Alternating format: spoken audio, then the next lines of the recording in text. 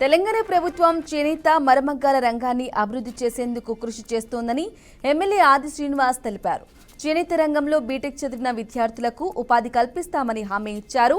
Apparel పార్కులో ఉపాధి అవకాశాలు కల్పించే విధంగా ప్రభుత్వం ఆలోచన చేస్తుందని వెల్లడించారు. రాజన్న సిరిసిల్ల జిల్లాలో జాతీయ చేనేత దినోత్సవం వేడుకల్లో ఎమ్మెల్యే ఆది శ్రీనివాస్ పాల్గొన్నారు.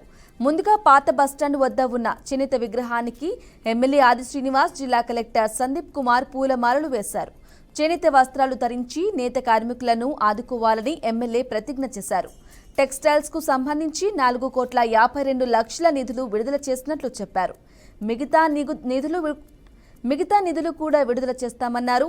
త్వరలో మంత్రుల బృందం సిరిసిల్లలో పర్యటిస్తుందన్నారు. అనంతరం జాతీయ చేనేత దినోత్సవం సందర్భంగా నిర్వహించిన పోటీలో విజేతలకు ఎమ్మెల్యే ఆది శ్రీనివాస్ బహుమతులు ప్రదానం చేశారు.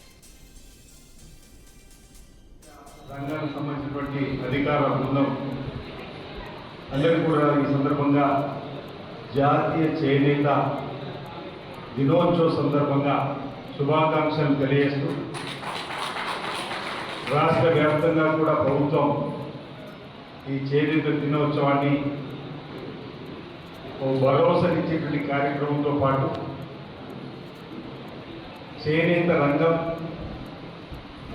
ముందుకు తీసుకొని పోవడానికి హైదరాబాద్ ఈరోజు తుమ్మల నాగేశ్వరరావు గారి ఆధ్వర్యంలో ఓ కార్యక్రమాన్ని తీసుకొని పోయే క్రమం ఉమ్మడి రాష్ట్రంలోనే